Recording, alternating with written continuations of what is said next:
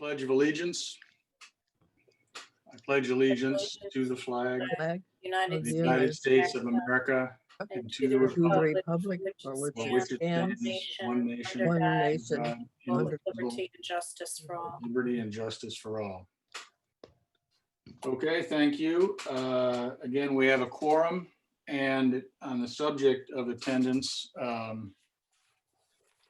we do have a new member, Ted Chase. I sent each of you a summary of his resume. I think looks to me like a very good addition. Been in Trumbull 20 years. Background on the Board of Finance and on Town Council, and has been a youth sports coach for a decade. I think will bring a real commitment to Trumbull and a lot of skill to our team. I encourage each of you to, if he doesn't show up, maybe drop him a note.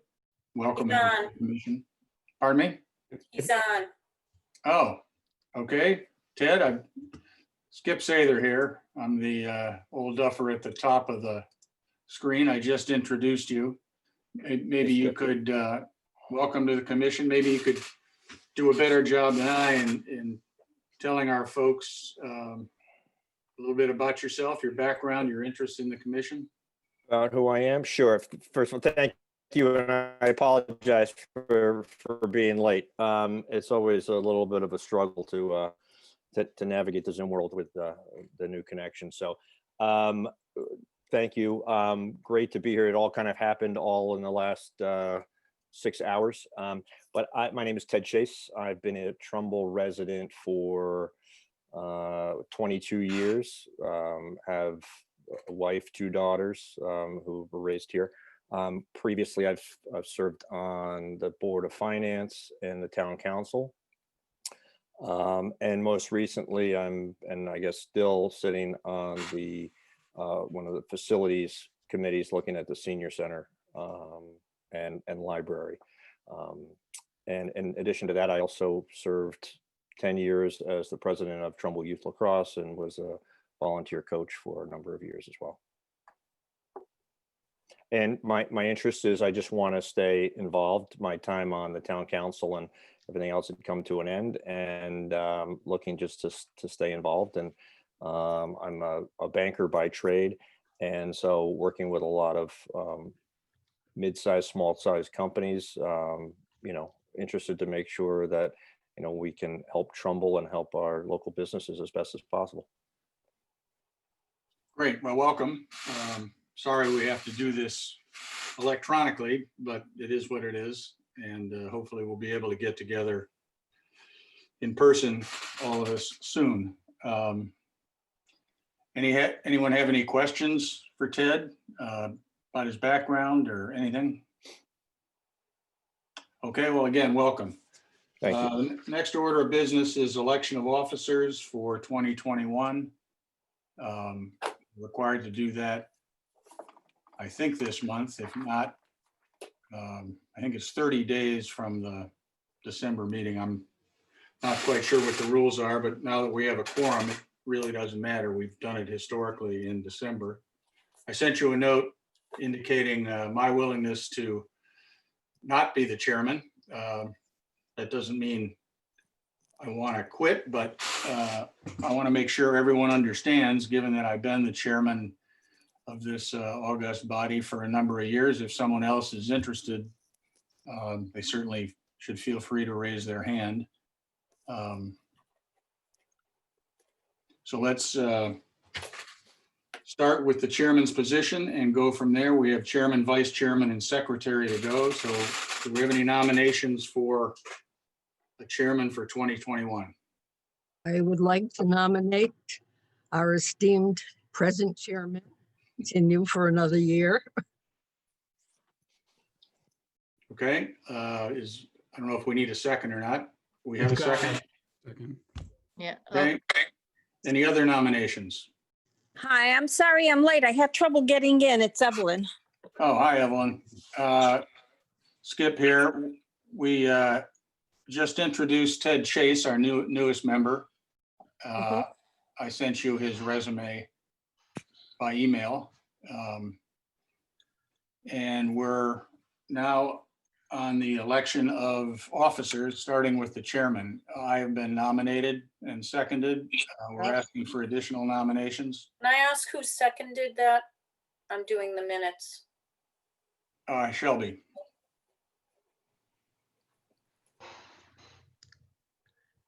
Any other nominations? Okay, all in favor? Aye. Van? All opposed? Okay, I guess it's me for another year. Thank you for the vote of confidence. Next is Vice Chairman. Beryl is the current Vice Chairman. I'd like to nominate Beryl as vice chairman. And I'd like to second it.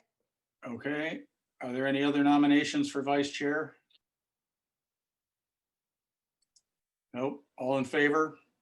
Aye. Aye. Opposed?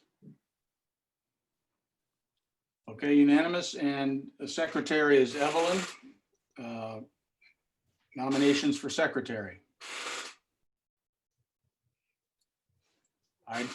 I will, I'm sorry, Beryl, go ahead. Is that, I'd like to nominate Evelyn as secretary. okay, is there a second? Eve seconds that. Any other nominations for secretary? Okay, all in favor? Aye. Aye. All opposed? Unanimous. Thank you very much. The next agenda item is the 2021 meeting dates, which Linda was kind enough to send us. Everyone have a copy of that? Yes.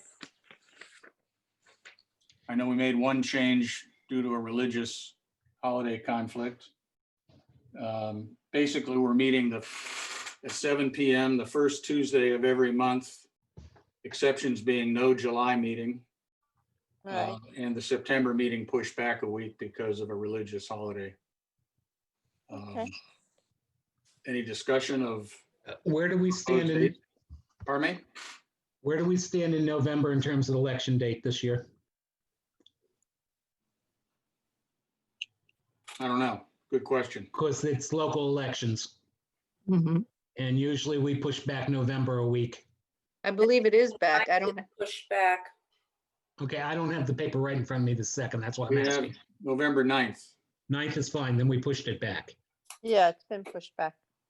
Okay, great. Thank you. All right.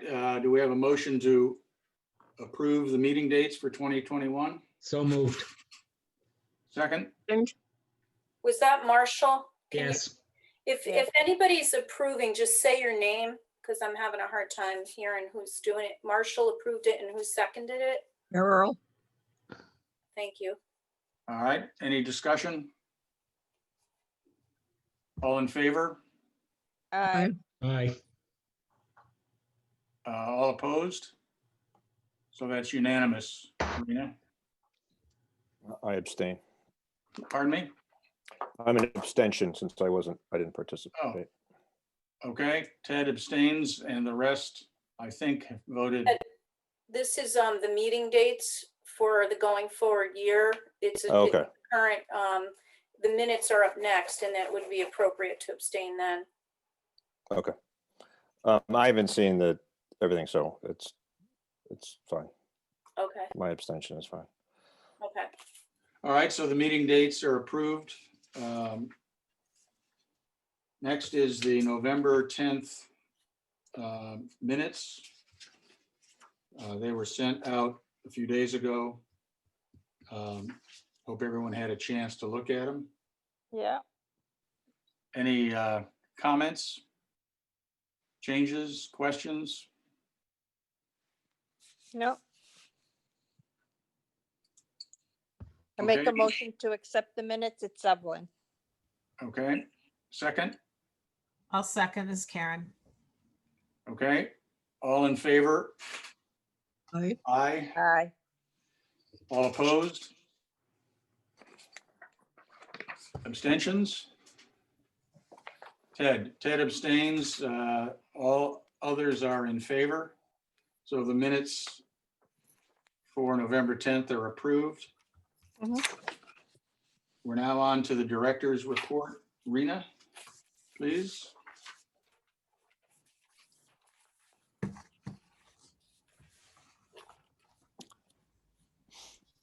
So most folks probably saw an invitation to a ribbon cutting on Thursday. I've heard from Eric and Beryl that they cannot attend. Ted, you did not receive it because you just came on board, but I will send it to you in case you're in the area and want to attend. But I do need to know who is attending because we're monitoring the numbers. So it would be nice to have someone there from Economic Development Commission if possible. I understand it's at 1 o'clock in the afternoon, so that can be Mhm. tricky. Yeah, I'd love to go, but I don't know. It's kind of up in the air because of school and all the issues going on right now. I can be there. I was going to be Okay. out of town, but that changed. So put me down as showing up. Okay. Anybody else? Okay. Okay, thank you. So that just in case you didn't see your email, that is a new dental practice that is opening on Technology Drive. So it's a new business in town, which is good considering all that's going on. For folks to know, tonight we will be posting revised process and guidelines for permitting. As of tomorrow, we're going to be going back to electronic permitting only. I think Vicky's here and she can possibly speak to some of the changes at Town Hall just to try to keep the numbers of people coming in and out of Town Hall a little bit lower. I think that's the goal, given everything that's going on. But so I am in the process of redrafting. I redrafted the guidelines, but I just got some feedback from the staff that those go out to the public in a blast. They're posted on everybody's page. And folks that call are told how to proceed with their permits. This is a similar process we were under from March to July. So the staff is very familiar with how to operate this way. But at least from December 2nd for the foreseeable future, permitting for residential and commercial projects will all be electronic. Land use applications will all be electronic. Paper copies that are required will be dropped off at a drop box at 366 Churchill Road, which is the Public Works Administrative Building. There's a drop box there, and in the guidance, there's a picture of it and everything. We are continuing with our inspection process without any change at this point because those are by appointment, small groups, and there's safety measures and so forth. So just the traffic that is coming in and out of Town Hall is being reduced by us going back for a period of time to this electronic process. If anybody wants more information on it, they can talk to me offline. I just thought you ought to know that that is the process of what we're going to be doing. All of our development projects that are underway in town, you know them all. We've repeatedly talked about the multifamily housing, the independent living, the business commercial properties in town that are under redevelopment. All of those processes are going smoothly. All the inspections are going smoothly. All the COs of the different projects are going smoothly. The construction, no one has lost financing, thank goodness, for any of their projects. So that is good. We monitor that on a regular basis as part of my role here. The other thing I want you to know is that this morning there was a meeting of the Regional Long-Term Recovery Committee. That is a regional committee from Stanford to Stratford and then up through Trumbull and Monroe, all of those towns. All of the chairs of the local long-term recovery committees, of which I am the chair here for Trumbull by virtue of my position, and as is many of the economic development directors in the region share that role. And so it was very interesting to hear what folks talked about in terms of what was happening in their community. And Marshall is a liaison to our long-term recovery committee. Shelby, I believe, is also. Am I correct in that? I'm trying to remember. And where's Evelyn? I'm here. Yep, and you are also, I believe, right, Evelyn? Right. Yes. So we have liaisons. That committee that we have locally is made up of key staff from various departments, like social services, like health, like public works, and so on. It's also made up of industry representatives. We have people from the nursing home industry and other industries. Dan Onofrio from the Regional Business Council and the Trumbull Chamber is a business liaison. And we have added different liaisons to the committee from industry and from the faith community and so forth as we've needed to. It's a very good group of folks. We do have an intern there as well that's working with us from the high school. That committee you'll hear more about when we talk about Trumbull Celebrates Local later in the agenda. But that committee has taken up an effort to assess the unmet needs short term. And Marshall is chairing a subcommittee that will look at longer term unmet needs closer to the springtime, because we're still a little bit of in a response mode. We're recovering and responding to an upsurge at the same time. But anyway, the unmet needs were assessed in a few different ways short term through our industry liaisons, through some focus groups, informal focus groups like with the faith community, and also from just basically interviews with various businesses in town and people and so forth, input from staff that's dealing with residents. And the top three unmet needs, just for you to be aware, the business community resoundingly talks about rent relief or financial relief for fixed costs. That is the number one issue that is facing the business community. While marketing and all those other things are important, that is not, they're focused on needing more assistance and more aid. Second, most visible need is jobs for those that have been unemployed, and that may uptick in the coming months as business closures uptick, and we'll talk about that a little bit. And then thirdly, food stability, food security. There are other unmet needs, including, we discussed mental health needs, childcare needs, support for parents that are doing home, that are for children of distance learning, those kinds of things. But the top three needs are those things. And it was very interesting to hear colleagues around the state really summarize the same thing. That's what they're saying. Marshall, we saw a survey from the Stratford businesses, and they basically said the same thing here. So that's just for you to know. That long-term recovery committee at the regional level is starting to really get organized and is going to be lending support to us local folks in a number of ways and sharing more information with us. I will report more about that in the coming meetings. And I'm really proud of our local long-term recovery committee, because we have, I think we're probably a little bit, based on what I heard today on the call, we're probably, doing a lot and maybe even a little bit ahead of where some other communities are in terms of the achievements and the accomplishments of the committee so far.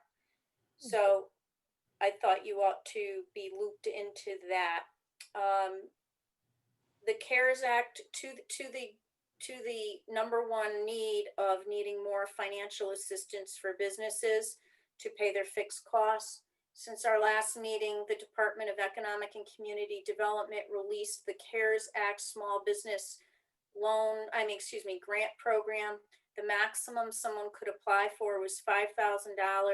You had to be a business of 20 employees or less, so it was meant for small businesses. While the $5,000 limit we thought was awfully low, and they only gave folks a week to apply or so, we do still thank them for at least putting some money on the street.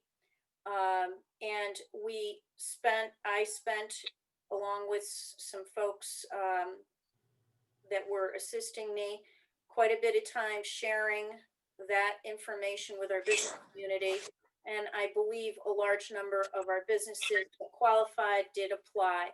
They're supposed to have that money to our businesses by the end of December. When Vicki and I had a conference call with Commissioner Lehman a few weeks ago, he's the DCD, Department of Economic and Community Development Commissioner. He did tell us that, depending on how much of that pool of $70 million got used, they might actually either, put some more money back out or up the amount that people could ultimately ask for. So we know that in other states, they're giving more like, 30,000, I think is what they're giving per business. In Rhode Island, there's something like, I heard 50 or 70, up to 70,000 in Massachusetts. So we're hoping that Connecticut finds a way to do a little bit more. We're also monitoring the status of the federal stimulus situation. I mean, those dollars are going to be absolutely essential in the coming months. Tom Madden, my counterpart in Stanford, he's a really smart guy. He's very aggressive. He said today, and I agree with him, I said in our last meeting, he said the next 3 months, right after the holidays, we're going to see a lot of closure. There was a Hartford Current article, I don't know if you guys saw it. It was out in the last few days where the Restaurant Association reported that about 600 restaurants had already closed in the state, and they expect that that number could go up to 2,000 if there's no additional funding for the fixed expenses that they're facing. So those are, scary thoughts. That doesn't even begin to touch the retail industry and that ongoing fallout. So those are some of the challenges ahead. Hopefully more resources come. There's got to be an all-out focus when they do come at getting those. And this is my job to do it, and I will do it, and I have been doing it. And if you're not signed up, and I want to say this because Ted and Karen are relatively new. Karen is relatively new, and Ted is brand new to the commission. If you're not signed up for our alerts, you can sign up yourself by going to Notify Me on the Economic Development page, and you will get all the updates and alerts on any kind of business assistance. And you can also sign up for our newsletters. There's an entire archive of everything that's gone out to businesses. And anytime there's a new program or service or whatever, we blast it out to our economic development list, and we have a subscriber list. And I also send it to all property owners in commercial areas. So for example, I'll send any business relief to the Phil DeGennaro's who owns the plaza over by Prime 111. I'll send it to each and every property owner and ask them also to send it to their tenants, because I'm sure Eve and Madeline can attest, we send a lot of emails to businesses and they don't always see them. They don't have time. They may not. So we're trying to get the word out through multiple ways. I also personally make calls and emails to businesses, particularly businesses that I know are extremely under pressure. So, more to come on that. I mean, we do have some positives. We do have some business openings happening. So that's always important to celebrate. We're challenged trying to celebrate them, but I know that Eve joined us and some members of the town council and others for a ribbon cutting at the Learning Experience a few weeks ago. That is a new preschool daycare on the corner of Reservoir Avenue and Lindeman Drive. It's a beautiful facility. It is really, really well done. The staff is lovely. It's really a wonderful addition to town. They are building their, enrollment over time, and the woman, Ella, who is the business owner, has moved up here from Virginia. She's actually living over at the Trumbull apartment complex. So, so again, we do have businesses that are opening, and we will continue to find ways to celebrate them. I am working on our December newsletter, which is our standard newsletter that's branded, not the alerts that have been going out. And I'm going to try to share the story of some of the good things that are going on. despite some of the challenges that we have in front of us. You might have seen today's paper, but you already knew that Wahlburgers was not going to reopen at the mall. They did an article on that today. It is prime real estate, prime location at the mall, so I do believe it will be reoccupied and probably as a restaurant, but it will take a little time. I don't think anybody's going to open a restaurant today, given the restrictions. Somebody has some interference, so if you can put yourself on mute, unless you're going to speak, that would be helpful. So, you know, that is basically what I want to share with you from the business perspective. On the community development update side, I think folks here know that the town is pursuing the purchase of the Hardy Lane property, which is over off of Churchill Road, down the hill actually from the town hall. That is a 25-acre area. It is several parcels owned by two different families that are related. And the town council and other bodies have approved that, so that purchase is being finalized. There are no immediate plans for the site. The property will be land banked and evaluated over time for the different options for a number of different options, I'm sure, over time. I think it was, in my opinion, this is just my opinion, an important acquisition. It's in the center of town. It is in the middle of a highly residential established area with many houses and neighborhoods surrounding it. The Pequannock River Trail abuts it. And given the fact that many of our other development sites have gone under either redevelopment or development, I do believe that the property, it's better for us to control the future of the property than something putting us in a response mode. So other community development situations, hopefully you've been making your way through Long Hill Green here and there. You might have seen that the stretch of sidewalk that's starting to head down Whitney Avenue to the trail at Whitney. If you haven't seen it, there's a stretch of sidewalk that was installed to the corner of Dunellen with retaining walls. That allows that Dunellen area to walk up to the commercial center. The sidewalk that will continue down the hill to the trail opening there, the parking area where you can access the trail, that stretch of sidewalk is in the design phase right now. So that's an interesting change for the town, because it will create a direct connection from the trail to one of our key commercial village centers in town, connecting recreation and business and commerce, which is a really important community and economic development strategy. The development over at Marissa's, the former Marissa's site, is really coming along. You can start to see how it's going to fit into the scape there.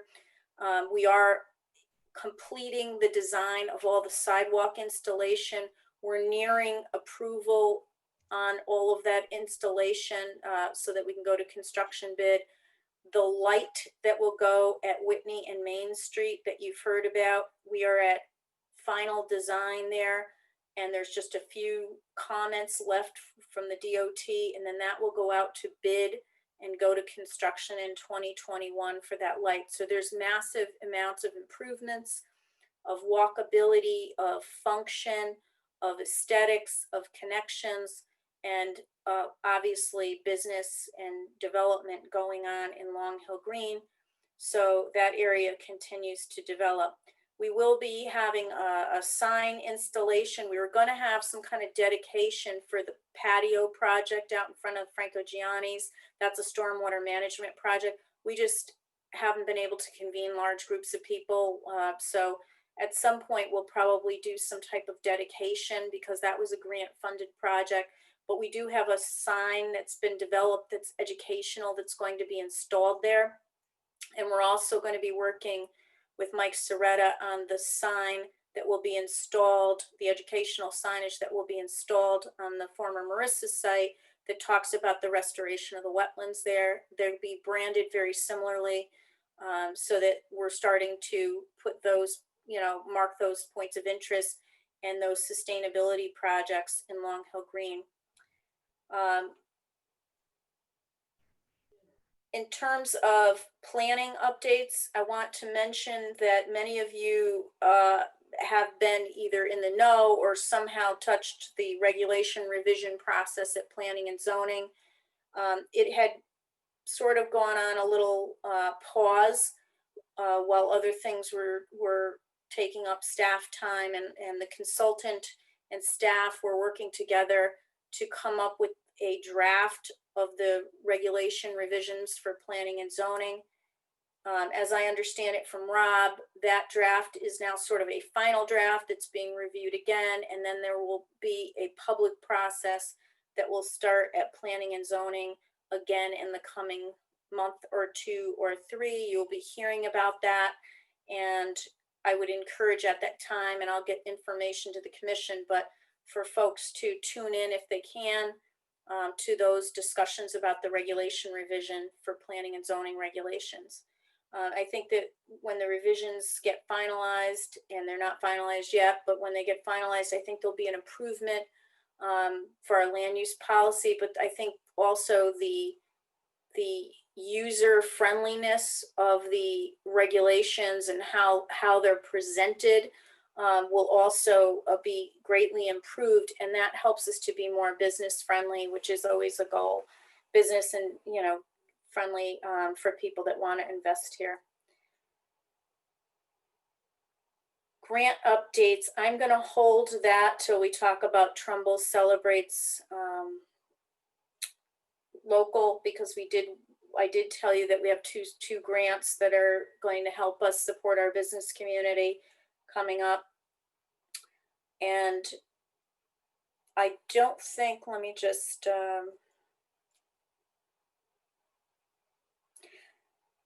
I don't think I have anything else to share with you until we really discuss the Trumbull local campaign. But before we do that, I would just ask if anybody has any questions on anything that's happening. I'd be happy to try to answer it. You may have seen that there was an update, a Trumbull Center update that was published that reviewed sort of changes going on in the Trumbull Center area, and some short-term and then longer-term improvements that are coming to the area. If folks didn't see it, it's on the website, but if you wanted it sent to you, I can always send it. Did anyone see it? I'm just curious. Okay. So do folks get the blast through the website? Yeah. Okay.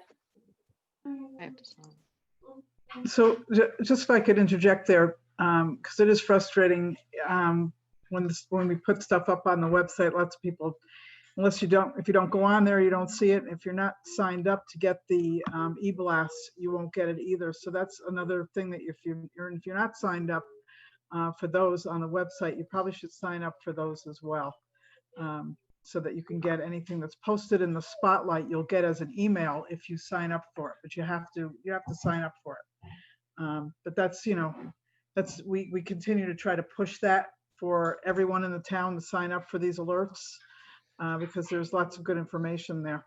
So Oh, thank you. It was also on Facebook, I believe, Vicki. I'm not sure. yes, yeah, it was. Yep. Yeah, so it's been pushed around, but it's so hard. There's so many things flying in different directions.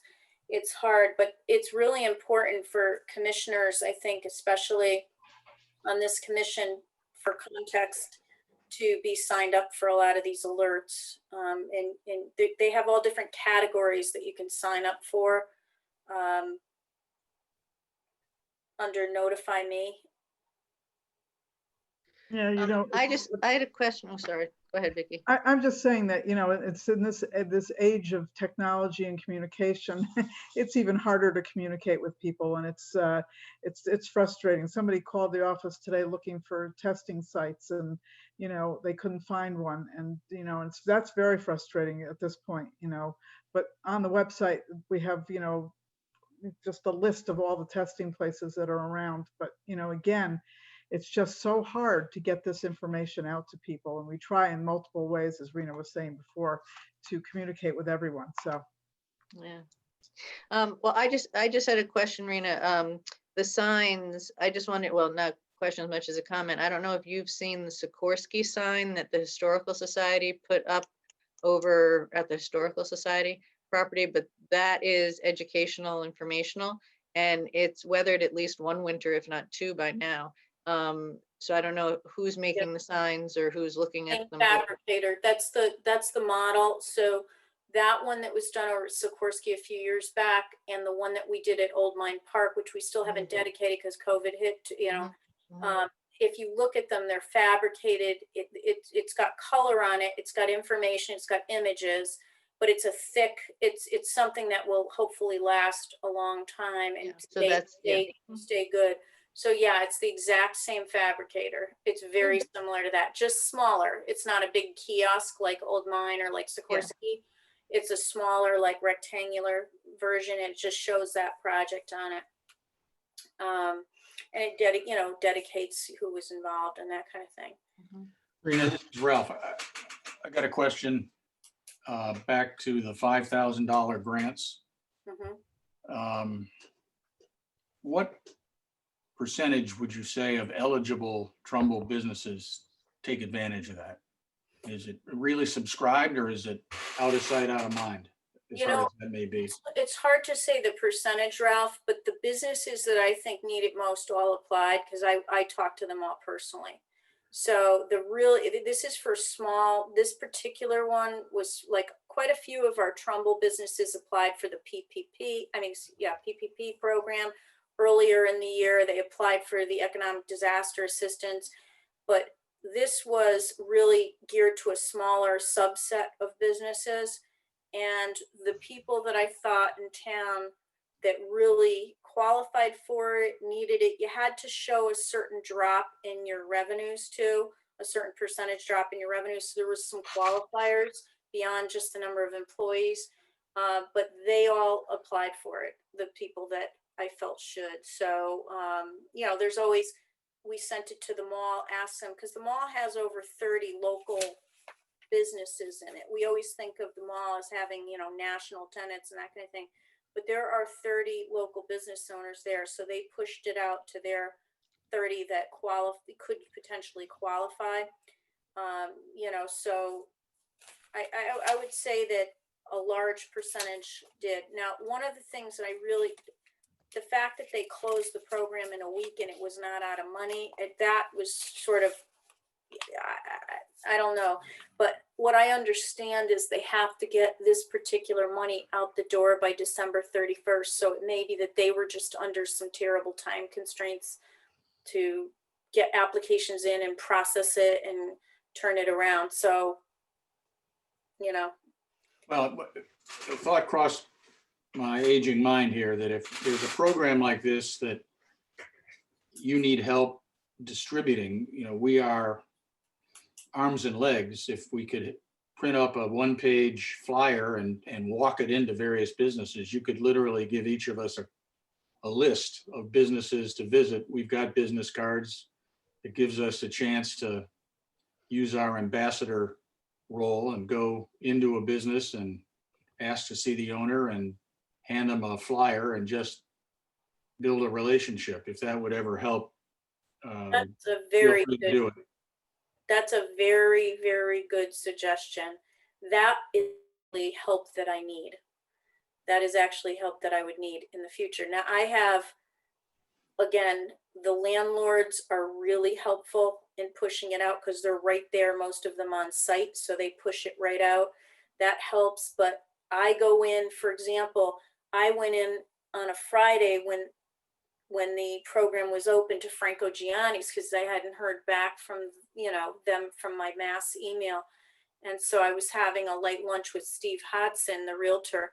And I saw the gentleman, the son that works there, and he got right on the phone with his sister because I said, can you see if she got the email or, the alert? And he got on the phone with her and she found it, and she went. So it's like, it's very hard people are so busy Many of our businesses have had to cut staff, so they're doing so many things. They don't have time to go looking for emails and paperwork and this and that. So it would help. So hopefully the next type of thing that comes, I can get it to you and I can drop off copies or whatever. We can create a drop off and that would be helpful. And I think our long-term recovery committee can also help with some of that too.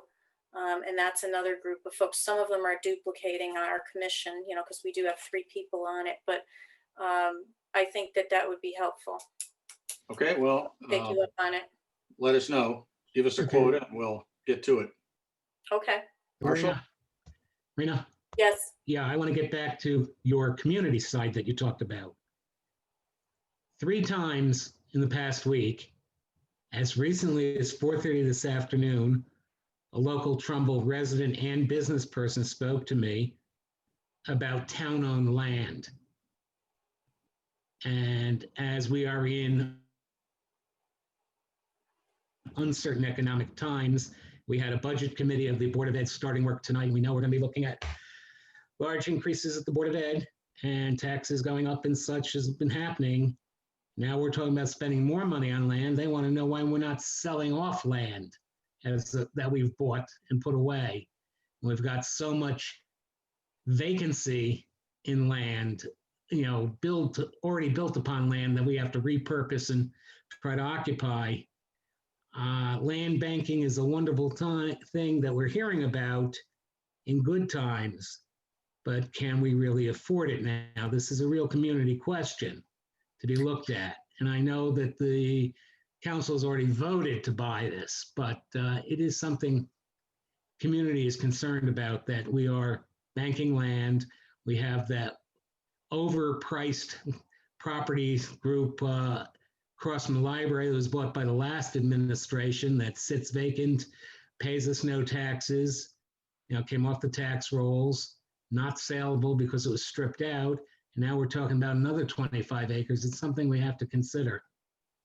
So, you know, I can only give you an opinion, and I would Right. say certain purchases transcend any short-term situations that are happening in a community. And not to say the pandemic short-term, like 6 weeks, this thing's been going on a year and we've got recovery on the back end.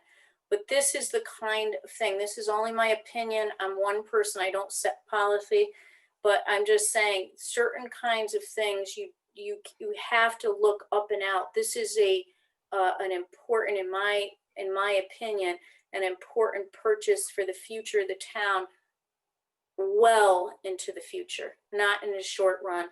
So, and these kinds of opportunities, if they're not seized at the right time, can really create a situation. So as it relates to other town properties, that that's a policy discussion for another place. That's not my role.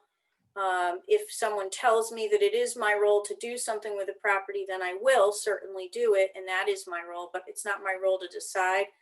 And right now, I don't think those discussions are underway yet. But, you know, Trumbull is a healthy community financially. I mean, it really is. And I mean, when we sit with our rating agencies every year and they review, you know, Trumbull, it's a very fiscally healthy community. We're facing challenges like the rest of Connecticut's going to face due to this pandemic. But because the town is fiscally managed in a very smart way, and we have a strong fund balance and other things like that, Trumbull's going to get through things a lot better than some other places. You know, I think of, and not to compare, but I think of the town I live in that has a 0 fund balance. And that's, you know, you might talk that I have, you know, these great low taxes or whatever, but there's no money in the bank. So when something happens, it's really, you know, we're starting to say, wow, how are we going to get through this? So I think Trumbull's well positioned for the future. It's just, we're going to go through a few years that without additional aid to our small businesses, there's going to be some pain. Yeah, for sure. So I don't know, Marshall, what else to say? Probably nothing else. No, I know it's not your place, but you're reporting on it. So since I have been questioned 3 times about this within a week. And when I'm looking at businesses closing and tax revenues falling, I have to give some weight to those opinions that are being expressed. Yeah, certainly. And I think that we may be in for 5 to 10 years before we're back where we were, unfortunately. We'll have to see. I mean, we'll have to see what And I happens. hope I'm wrong, but Yeah, we'll have to see what happens. You know, I want to knock on wood that we have fared okay so far. I think we're going to see more business closures in the first quarter. One other thing that you reminded me of, though, and Vicky's on the line, we're putting together a pool of resources for a planning effort around the mall. And I want to say it's about, well, right before the pandemic started, the town put money in the, authorized money for a portion of the study. But we're talking about a world-class study, not just a regular municipal planning effort. So Vicki and I have been talking with key property owners in the southern gateway there around the mall property and that whole area. And we'll be reporting, I think, in future meetings about our ability to bring other dollars to the table to help with a real, like I said, world-class planning effort for that area.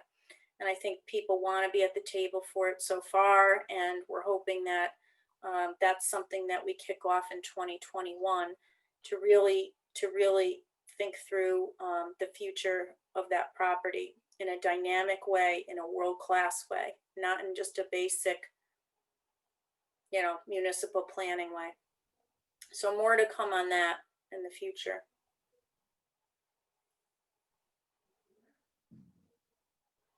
Rena, is the mall contributing to that cost? I will report on exactly who is Shelby, but I can tell you that we did approach all of the major property owners in the area for a contribution. Or if they're not a property owner, they might have a major lease in the area. Any other questions of Rena so far before she moves on? I have a question regarding 965 parking. That was one of the items that we brought up last month. I don't know if you were able to follow up on that and find out. I was, Shelby, and you're not going to like what you hear. So I went to Rob right after the meeting and asked him to look up the approval to see if the application was conditioned that there would be so many parking spots dedicated to the trail as a result of those other parking spots where the monument's going being taken away. And the answer is that the application was not conditioned. There was a discussion of it, but there's not a condition placed on the development for that. So in other words, it's not necessarily enforceable. There was just a discussion about the parking spots. That was the answer that I got from Rob. I mean, you could definitely follow up with him directly, but he was very clear with me. It's a real shame. We traded 4 to 7 parking spaces. We lost a trail crossing there. The crosswalk is coming out because that business requested it to be removed from the state. We've actually decreased. That's not the only reason that's coming out. There's a feeling that it's unsafe too. Right, but that was brought up. I'm sorry, go ahead. No, I just want you to know that there's some folks that feel that mid-block crosswalk is unsafe. Mm-hmm. It's not a mid-block crosswalk, though. It's at an approved intersection, and the crosswalk actually does exist there, whether it's marked or not. So I spoke to the local traffic authority at the time, and I am well aware of that. I'm also aware that the request to remove it came from that property owner through OSTA. So it was at their request to have it removed. It was not brought up by the local traffic authority. They acted on a letter from OSTA that was originated from that property owner. Be that as it may, Right. Spilt milk. But it's a shame that we lost parking spaces. It's a shame that we've lost connectivity, and that, I see people walking up that sidewalk and they can't, it's difficult to cross there, and they're still going to do that when the crosswalk is removed. So it's a shame that we've we're taking parking spaces out from the trail area and not replacing them in any way. And in effect, you know, we gave that property, that valuable property, relatively valuable property to the property owner, and we lost out on the parking. So, in my opinion. I would talk to Rob more about it. And did you see the Trumbull Center update? Because the existing crosswalks that are going across Daniels Farm Road and then crossing White Plains Road, they're going to be improved pretty significantly over the next, well, as soon as the construction gets underway over there, over the next month or so. So they're redoing those crosswalks and the equipment associated with them. So it should be a little bit better experience when people are trying to get across Daniels Farm Road and across White Plains Road in those areas. This is Ralph. Do you think we've got a handle on what the problem is? I mean, for example, I've been there many times when the number of cars in what I'll call the CVS lot greatly exceeds the number of people in any stores there, the two stores there. That's, to me, got to be trail parking and maybe some commuter parking. I know I heard from some store employees on the other side, the old, you know, when Porricelli's and others were open, that lot was being used as a commuter lot. People would show up in the morning, get a cup of coffee, get in a carpool and go. And if there's any basis to believe the CVS lot is a commuter lot, maybe we ought to have some sort of a study or mark tires or something and a sign that says 2-hour parking. Or I just hate to think there's a dozen commuter cars in there from 8 to 6. I don't know that, but wouldn't surprise me. So the area that you're talking about over by Porcelli's, I have heard that complaint that people feel that there's commuters parking there. I've not heard that directly yet from the CVS area, but it's possible. Really, we don't have a lot of purview on private property once something's approved. I do think that with the construction on Tate Road for the trail, that we're seeing an unusually high amount of spillover of people parking for the trail other places, because part of that parking right now is shut down because they're doing improvements. So we have to monitor that over time. And then the property owner really is the only one that can take action, you know, as it relates to their private property. But I think that if they have a problem that they feel is coming from outside, they will do that. They'll put their signs up, or they'll try to monitor, or, you know, put note, you know, whatever, you know, but there's not a whole lot we can do on the private property afterward. I think that we're gonna see a little of that alleviated, I think, when the trail parking reopens. I don't think it'll all go away, but right now it's like the worst storm, because it just opened, the plaza. So anytime a plaza just opens, it's got its maximum attendance. You know, it's got this peak. And then we have the traffic coming through there is worse because there's been construction on the White Plains Road. Now we have part of the Tate Road trail parking closed at the same time. So all this is happening at the same time. So hopefully it'll tamper down a little bit. But if you read the Trumbull Center update, and I'll send it out if people don't see it or didn't get it, I'll send it out in an email. It walks through quite a bit of what we're talking about and some of the things underway to try to improve the area. It also details some improvements that the property owner has already made that are related to the drive-through through the Starbucks. There's been some restriping, some new signage that's gone up to try to clarify to visitors on the property how to do that. And I think it's improved the function of the drive-through already. So the property owner has already taken some steps, and they will, you know, because they didn't realize it would be so popular. Remember, this was approved in 2016. And these drive-throughs are seeing unbelievable traffic because people don't want to go inside the stores with the pandemic. And now with the uptick in the COVID numbers, drive-throughs are even more popular. This month, you know, 2 months ago. And Rena, if I could, I was there last weekend, and the property owner has put up signs on the parking spaces along the perimeter, the furthest ones back from the stores, saying that that's, parking only for the Okay. plaza. Good. Those signs were not there before, so those have been added, just Yeah, over the last good. week or so. Right, so they'll continue to take measures, I think, as this thing plays out. But I mean, Shelby made a good point too, that, we did lose there, if everybody, there was a little corner pocket where there was about 5 spots there that were like people used for the Helen Plum parking or overflow kind of thing. And that property was not given away. I don't think it was given away. Was it, Shelby? I did not mean it was given for free. Oh. If that was what I said, that was not what I intended. No, Yeah. they paid for it, but it was a loss to us. The value parking was was dismantled. exceeded the price that we received. Yeah. Yeah, the parking was dismantled, and when planning and zoning considered the approval back in 2016.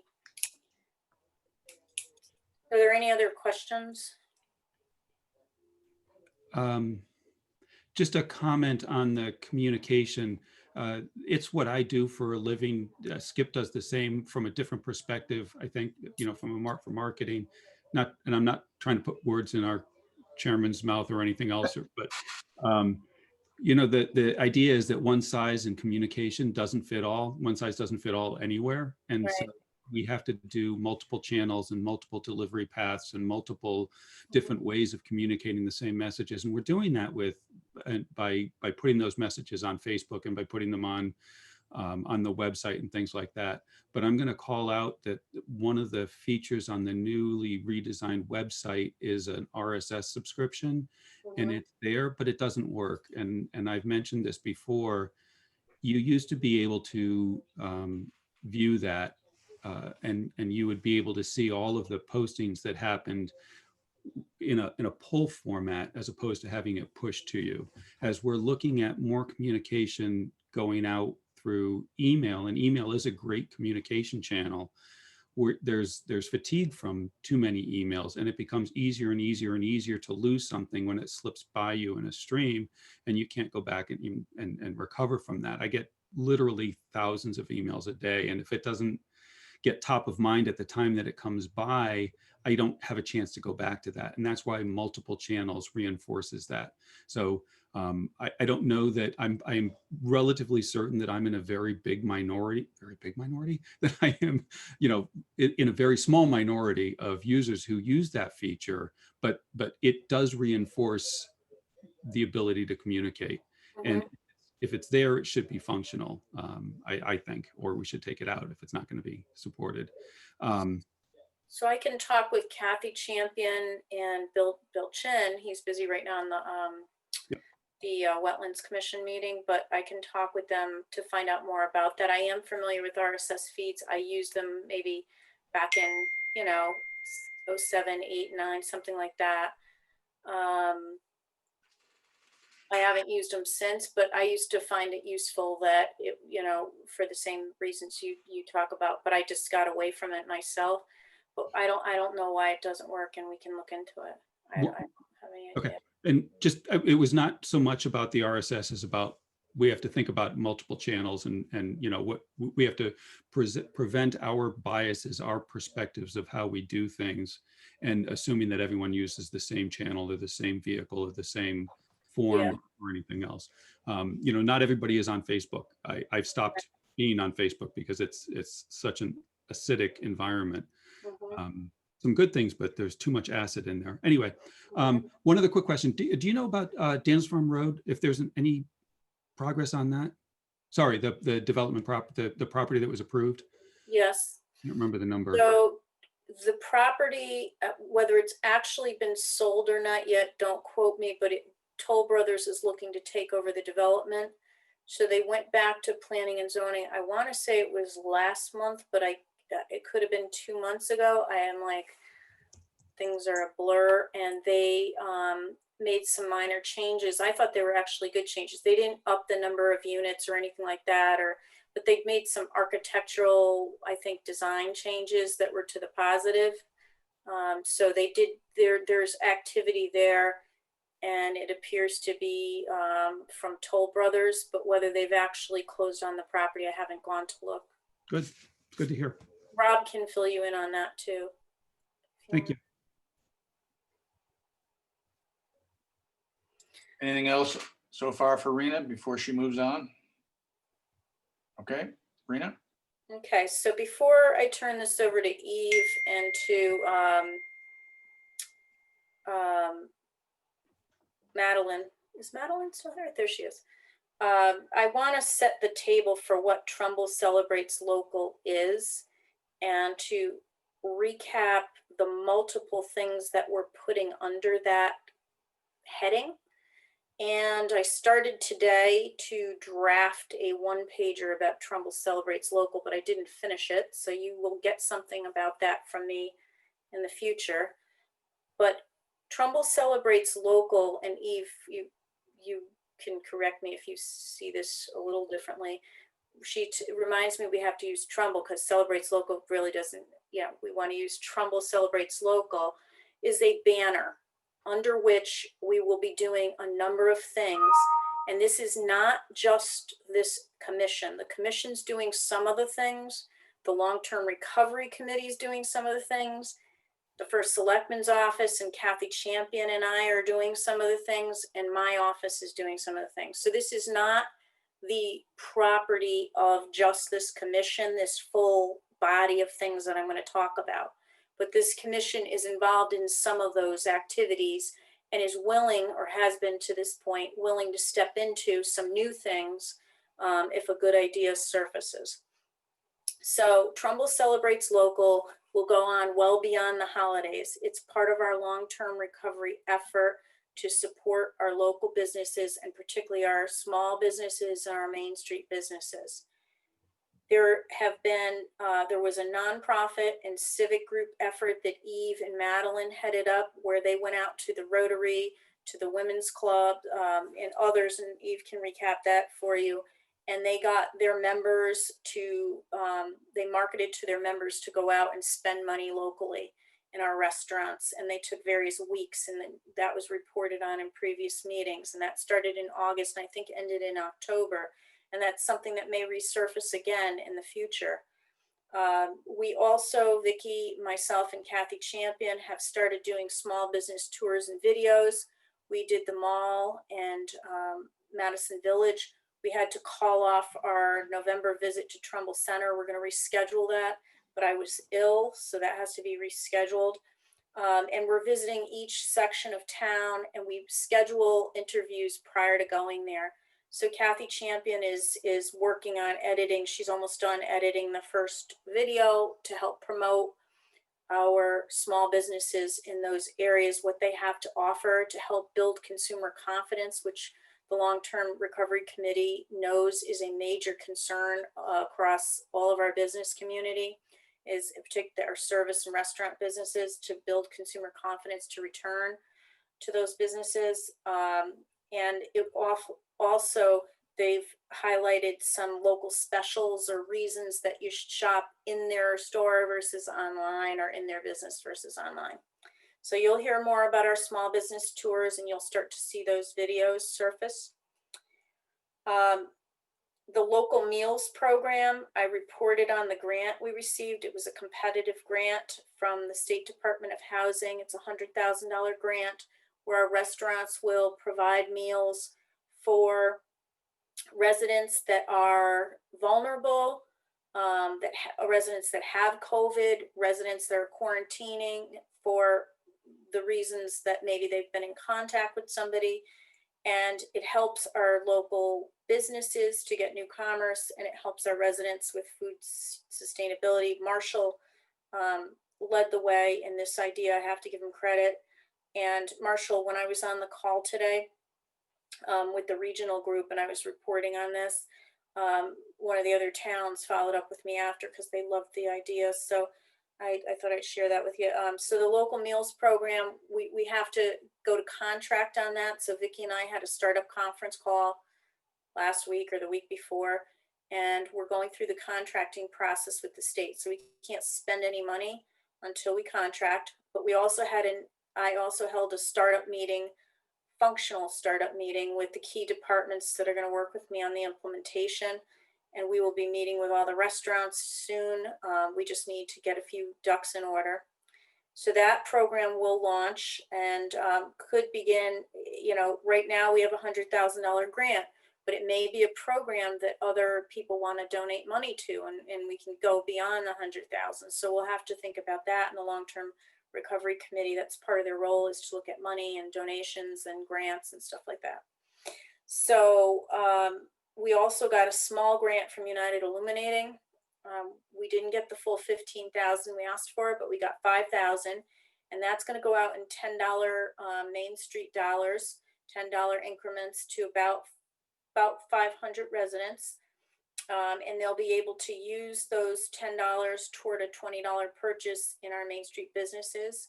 So we had a startup meeting on that as well, and that's the actual voucher is being developed and the businesses are being recruited, and we hope to launch that in the coming weeks.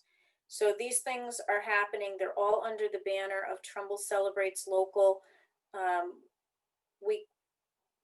We need to do a little bit more, to Eve's point she made to me with the logo. We're using just some not real flashy logo, let's just say, but we're trying to piece it together without a budget. So we might be able to use a few of the little bit of the money in the local meals program to help us brand Trumbull Celebrates Local, because we did identify it under that banner. So stay tuned. And then lastly, and Eve can talk about this, is a gift card effort that we're trying to do. Everything that we're trying to do is a challenge, because we come up with ideas and then there's a rollback or something else. So we're trying to think of things that are rollback proof or close to rollback proof, so that if we're launching an idea and things close down or something like that happens, that the idea still can bring some benefit to our businesses. So we're trying to, you know, figure this out. Now, Eve, leave it with you to add, subtract, talk about the gift card thing if you want to revisit. Well, yeah, no, well, actually, I want to start off by saying that the gift card thing is actually Rena's brainchild, and we just talked about it the other day to figure out how to implement it. And so Not my brainchild. I stole it.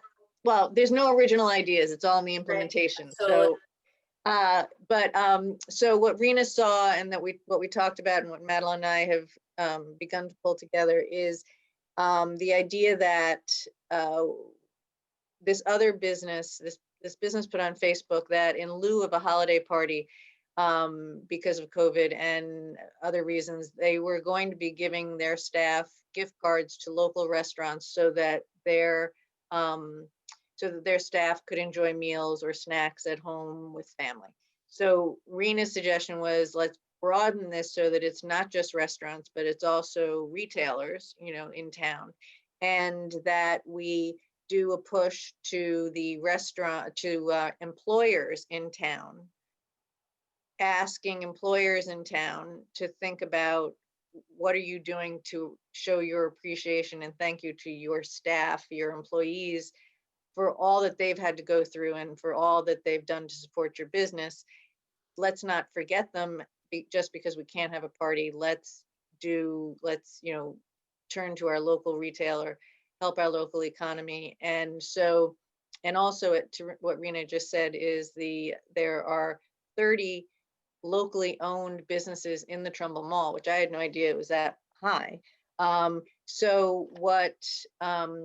There's a letter that has been drafted that Rena, I don't know where that sits right now, but the idea was that that letter would be signed by Rena and Ralph and Vicky, and that letter is going out to an employer list that Rena has, making this suggestion to them in writing. And Karen Del Vecchio, who's also, Ted, newer to the commission than you are, almost as new to the commission as you are, but she has been involved in many different things like you have. And Karen has offered to announce this at the Rotary meeting on this Friday. So Karen, the letter is close to being ready, so you'll have, your talking points before Thursday night, because the Rotary has horribly early meetings. So Karen will be making outreach to the Rotary, and Rena is she talks to Dan Onofrio all the time of the chamber, so the chamber will also know about this.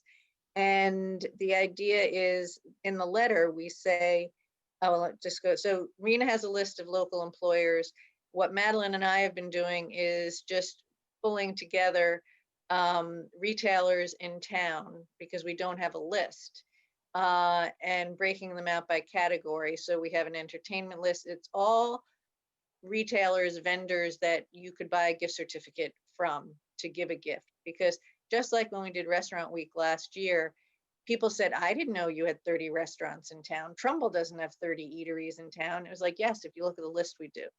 And so people might not know, we've got 2 yoga places here in town.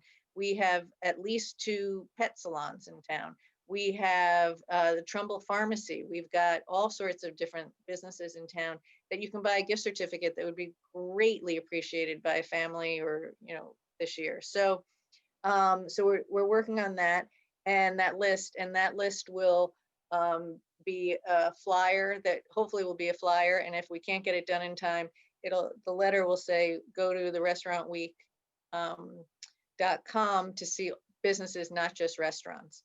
And that actually might be something, Rena and Ralph, that we share with everyone, because there's so many businesses in town, then it's hard to, keep track of them. So the letter to the employers will go out. There'll be the flyer attached. Karen speaking at the Rotary. Rena's already talking to the Trumbull Times about this and some other things that are going on. Dan Onofrio will know about it and make outreach to the chamber members. And then this will also include, as I said, the locally owned in the mall. So the idea is to get people to buy gift certificates locally that will then be used by our local residents. Did I cover that right, Madeline? Anything else? Yeah, I think it's perfect, and we are trying to put together a master list of all the businesses. So, is there a way we can send it out and make sure we don't miss anything? Yeah, I think you should, when you get the draft of it, send it over to me. I want to make an important distinction that I know Madeline and Eve already know. We are not looking for national chains on this list as much as they're important to our economy. They will live and die differently than, a little bit differently than our small businesses. And Trumbull has a large number of small businesses in the community that are owned by residents that live here too. So if you just look at Madison Village as an example, you've got Sitting Duck, Dave Rutigliano's a resident, owns it. You've got Wet Paws, Wet Paws, Olivier lives here. 99 Bottles, Pure Poetry, and Yep, Pure Code Language. Poetry, you have there, Portia lives here. So that's just in one plaza. You have business owners, same thing. John over at Layla's is a Trumbull, resident. And we have lots of Trumbull residents that own businesses in our business commercial plazas. So we're targeting those kinds of businesses, all locally owned small businesses for this initiative. It's very, very targeted, and we're really explicit when we go out to the employers about buying, gift cards from our restaurants and our small locally owned businesses. That's why Madeline is going through not just a generic business list to send out, but culling through those commercial centers and saying, who are the businesses that should be part of this that makes sense? Our salons are totally appropriate. I would love a gift card for my salon. Joe Davi is my salon up at on Monroe Turnpike, a Trumbull resident and a Trumbull business, Jonna Dinley. Those are great gifts too, that help our businesses. The salons have been very hard hit and they're recovering, slowly, but it's still very, very tough. They're going through their busiest season at the holidays, and they can only have a certain level of capacity within their facility. So that's always a decrease in your revenues when you can't fill the place. So it is our restaurants, our small businesses, our salons, other things. So we will continue to add efforts under Celebrate Local and maybe revisit some of the efforts. So there might be another wave of going out to our civic groups and nonprofits in the spring and saying, you know, what can we do with them now? Mary Isaacs from the town council, she gave me an email today.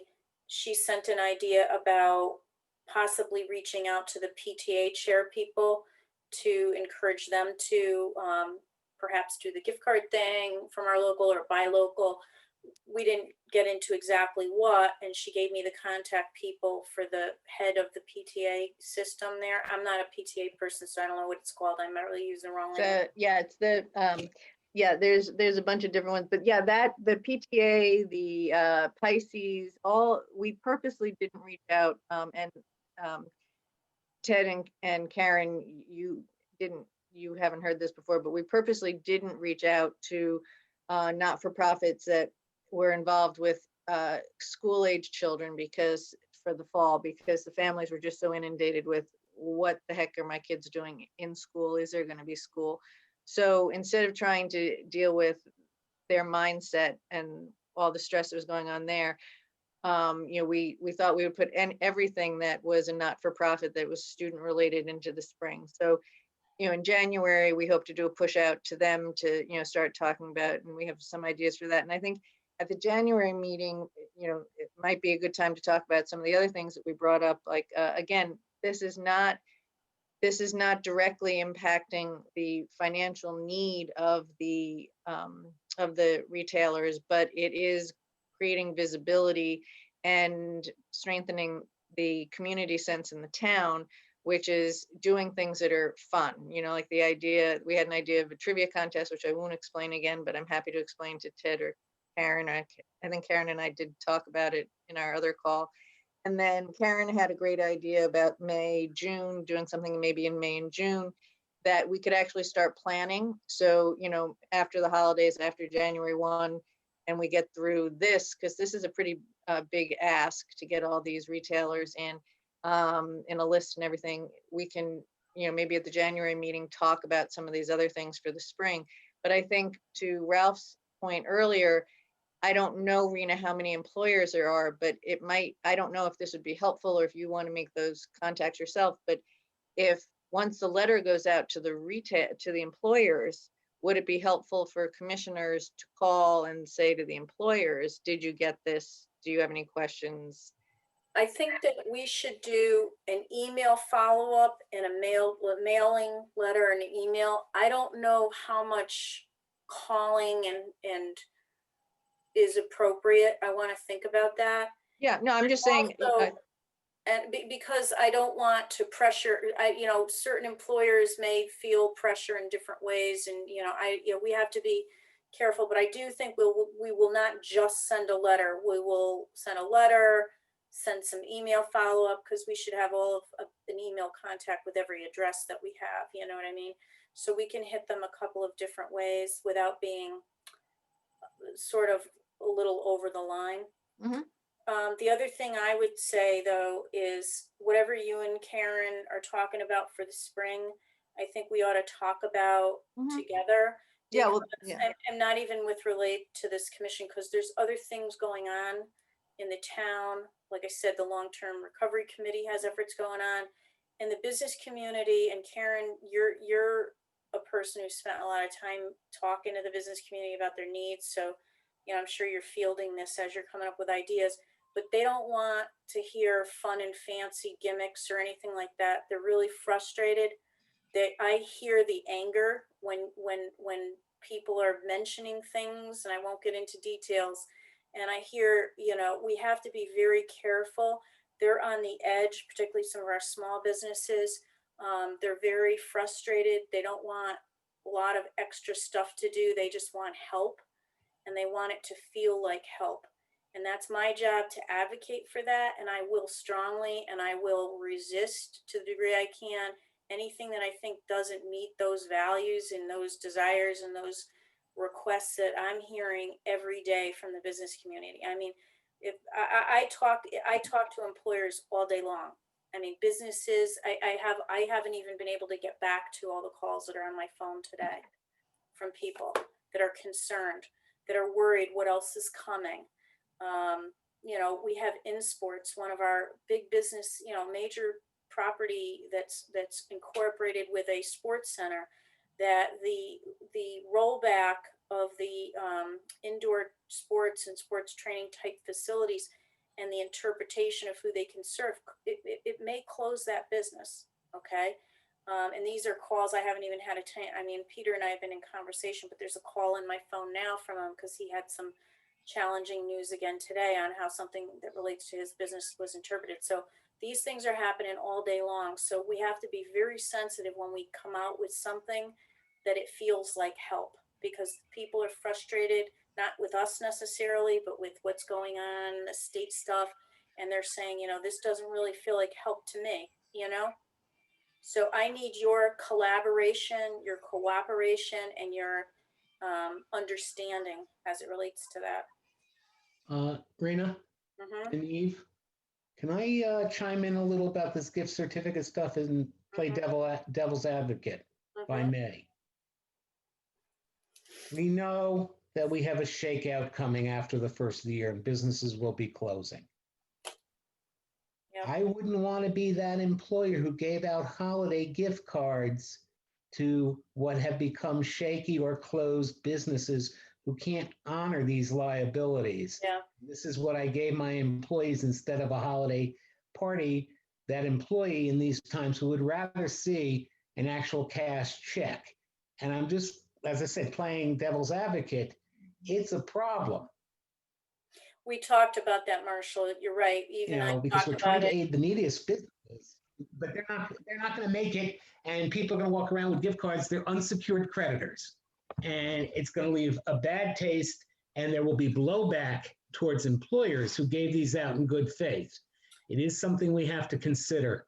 Right. It's not the same as an employer giving out a Right. So we check or a Visa gift card that you can spend anywhere it takes Visa. But if we gave it to Joe Blow's salon and he goes out because you can't get your hair dried because he can't service enough people after the holidays, it's an issue. Yeah. And if I don't want to be pressuring employers to do this when we know full well that there will be a shakeout in the number of businesses who will survive the next quarter. And So that's the only reason I'm bringing that up. we can put a list together, and then employers can evaluate what they think might be appropriate and what they think might be a sustainable situation.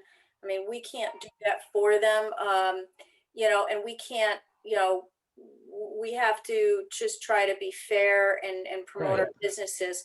Now, I can tell you that without, you know, we've had some conversations privately about some concerns and how we would handle that. So we can talk offline about that. But you're right to bring it up. It's valid. But again, I think that, you know, a lot of our businesses will survive, some won't, you know, and I think that, Yeah. you know, people can make a decision about who they think is going to survive and not. I mean, people are going to buy gift certificates outside of this program for all kinds of things for the holidays, for their family anyway. And they make that judgment call as to what, you know, might last and what might not all the time. Now they're going to have to make it, especially during this time. I can tell you, I bought my mother right before Marnix closed because she used to love that place in Stratford. So I bought her $100 gift certificate. She used to go with her girlfriends, whatever. It closed and they didn't honor it. Yeah. No, So right. little pup But there's ticket. no So that that your happened. employer gave it to you. That's the difference. We put employers in the middle. Right. who So they're going asking to have to make a buy judgment these things. Yes, and also the thing, you know, I'm totally in agreement with what Rena said, but thank you for bringing up the point because we did talk about it, Marshall. But the other thing is that in today's crazy retail economy, it doesn't matter if you go to Target or you go to the little store on the corner. Either one could be gone tomorrow. Absolutely. You know, so, and we're going to be giving gifts. We're going to be buying presents. It's what we do with this season. So let's try and bolster our local businesses as best we can and try and get them some business, you know. Right. and again, the employer is not dumb. They will make a judgment call as to, in terms of, what they feel comfortable giving and who they feel will, be sustained and so forth. They're going to have to think that through if they want to participate. I know I usually do for my staff, either a dinner or at a restaurant or a luncheon. We did a luncheon last year, and before that we were doing dinners. And I'm not doing it this year because of the gathering numbers and all of that stuff that's going on, but I'm going to do gift cards for everybody from our local businesses. So I'm going to do it myself for my staff because we can't get the group together because of the size. It's more than 8 people at that table that they won't allow. So, I think others are going to look for something to do. Mhm. And we don't want them giving, and this is no knock to Amazon, because Amazon has a place in the world for sure. I guess we all know that, and we're happy to have them here in Trumbull, but we don't want them giving only Amazon gift cards or Walmart gift cards or wherever. We want them to invest in the local community. That's what has the greatest impact.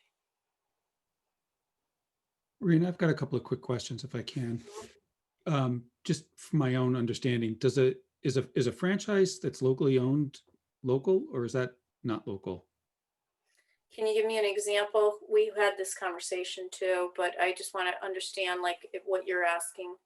If I buy a McDonald's franchise and I put it on Main Street, I'm not buying a McDonald's franchise, I'm putting it on Main Street, I promise. But were I to do that? No, let me, like a McDonald's, no, but for example, like a Code Ninjas, which is actually a franchise where they just buy the curriculum and the branding, but it's really it's a small business with a local resident running it, that kind of thing. It's not like a big McDonald's. I mean, I think that's why we're doing a list. We're kind of culling through the list. Madeline's putting the initial together, and then I'll go over it with Eve to see, where are these appropriate businesses? We're just looking to help, I don't think we need to help McDonald's. They're blowing up. The one down in Monroe,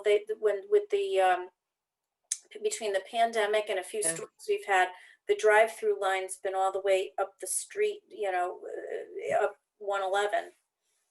They're doing fine. And by our The definition, liquor stores are doing fine too. We're not doing the liquor stores. Yeah, we're not including the liquor stores. Their sales are up, so we don't need to do that. does local mean Trumbull resident? No, it means Okay. small business, a locally placed small business. But I made the point that we do have a lot of Trumbull residents that own businesses in our plazas. It's not 1 or 2, it's quite a few. Matt Fahey is another example. He's a Trumbull resident. He lives here in town. He owns 2 businesses in town. As a relative newcomer to Trumbull, I would love a list, kind of the way when you walk into a mall, there's a directory and it says, here's what you can find. Yeah, I would love a list to be able to cross-reference and look for what's available. So I think this is a great idea, and I look forward to being able to get it out in the hands of people. It's also would give us some points in the sustainable in 2020. Oh, okay. Whatever. So that's a great thing. Are we going to ever include professional services or home-based businesses? Because they also. Well, if Madeline and I lost our minds one night trying to think about how could we go that direction at this time. And I think we've got to piecemeal it a little bit at this point. I mean, this is holiday giving. So in my mind, holiday giving is, something tangible or something personal. Private coaching on how to run my business is not necessarily what I would give a gift certificate to someone for as a gift. Yes, fair enough. But we did discuss that, and I think that that's something that later on we can get to. But right now for the holiday, the goal is to get this out by Friday or Monday. So I would bring a totally different angle to it. Okay. This is about securing our brick and mortar invested businesses right now on Main Street.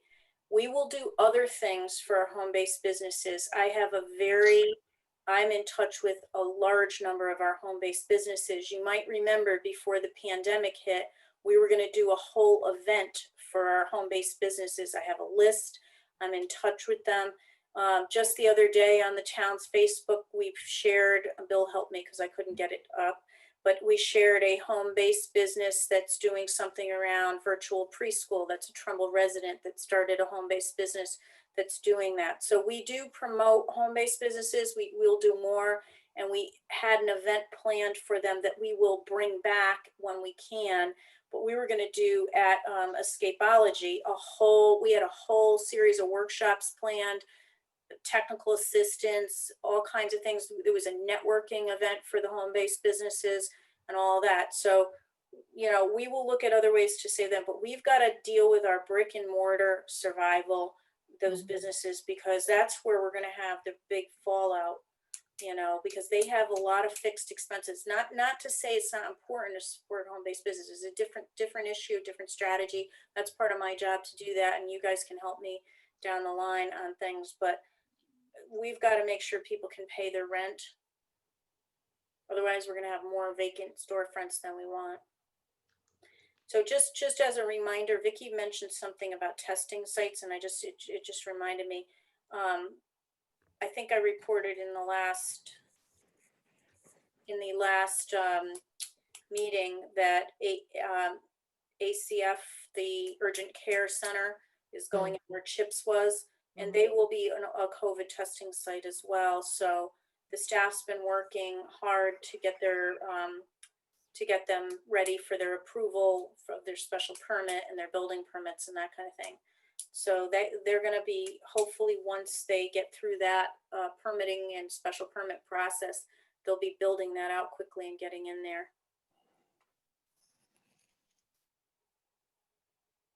Okay, any other questions for Eve, Madeline, Rena on this subject?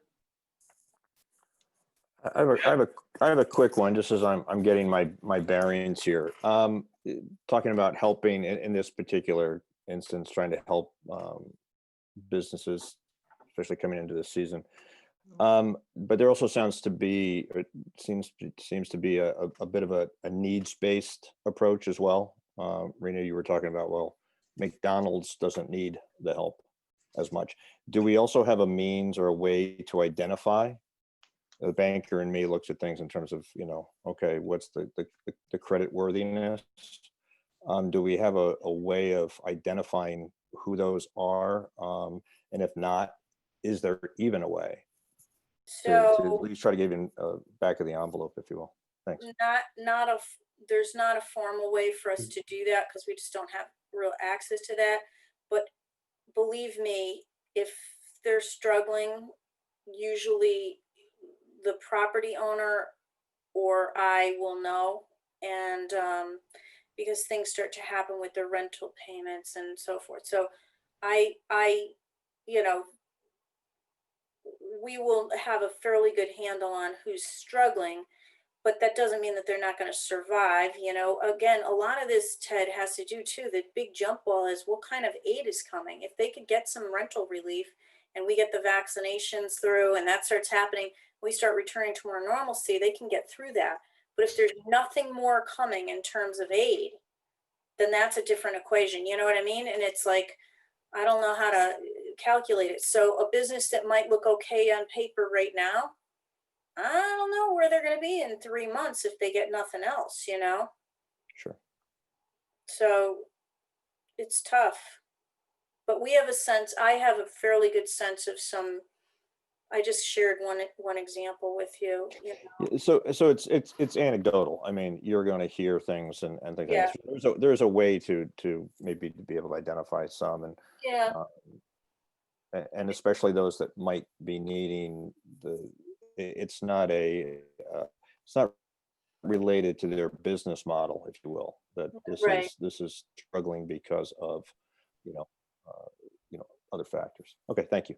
Mhm. Okay, any other questions? Rena? All right. Shelby, anything you want to say about the Sustainable Committee that you haven't said before? No, and I am done with them. I continue to be a passive observer, but I have relinquished my control to the active members. Okay.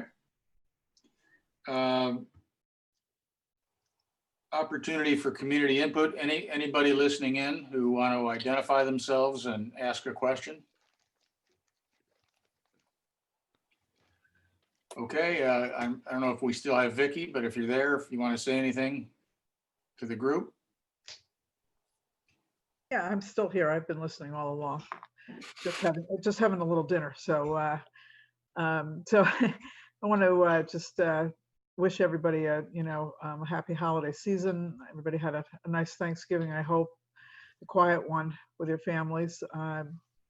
So I'm here to answer any questions. I listened to everything that Rena reported on, and I think you'll agree with me that she has an amazing list of initiatives going on here in a very challenging time. She's absolutely right that we hear from business owners all the time with pleas for help. Today, including, and I know I received one today as well. I have to talk to Rena about it later. So we continue to advocate in every way possible to help our businesses, but certainly I think what was just said about not having a stimulus program to help our businesses. The state of Connecticut, you're not going to see it from the state of Connecticut. They need to see it from the federal government. And until that happens, if you're just holding, a lot of these businesses are holding their breaths, and it's very scary. So we're here to support them in any way we can. I know Rena does, as I said, every day, and I do as well. So I'm here. If you have a question you'd like answered from my office, I can try to answer them. As Rita said early on, we are making some changes in town hall to deal with the uptick in cases, just to keep our employees safe at town hall and to keep the public safe as well. We're not closing town hall. Town hall will remain open, but you will need an appointment now to come into any of our offices. That's the way it's really been since July 1st when we reopened, except that you could walk into the town clerk's office or the tax collector's office. The town clerk's office now, you will need an appointment, and the tax collector's office is actually closed, and you'll go back. We're going to go back to paying taxes either online or by mail. And we will also have a drop box as you walk into town hall. Before you get to the greeter, there will be a box there that you can drop your tax payment into if you so choose. But that can only be done during regular business hours at town hall, which are Monday through Thursday, primarily 9 through 5. So that's just a quick update. So if anybody's got any questions, feel free to ask. Questions? Okay, before we close, let me remind you, and certainly for our newer members, that one of our roles is to be ambassadors from the town to the businesses. We all have business cards, and for the new members, you should get them. I encourage you, as you visit a local business, to take your card, try and identify the owner or manager, say hello, leave a card, let them know you're available for questions. Sometimes you get them, sometimes you don't, but I think it helps to show people we're concerned.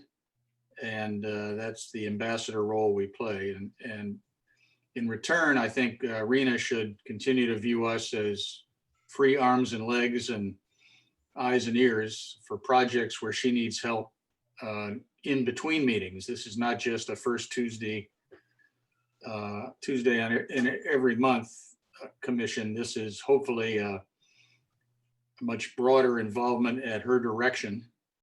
So I remind her and remind all of us that when she asks for help, to the extent we can in our schedules, we should provide it and multiply her efforts under her direction. Okay, do we have a motion for adjournment? Okay, a second. All in favor? I'm sorry, I didn't sorry. see who motioned. Can someone tell me who motioned to adjourn? Beryl motioned. Beryl. A second? I'm happy to. I'm Keith? happy. I'm very happy to second that motion. Okay. All in favor? And just a reminder, our next formal meeting is January 5th, same time, same place. But if you have questions or ideas, feel free to share them with me or Rena directly. And again, to the extent Rena needs help, Rena, feel free to ask for it and we'll do the best we can. I appreciate that, Ralph. Thank you. Okay, everybody have happy holidays and we'll see you January 5th, if not before. Take care. Happy holidays. Bye.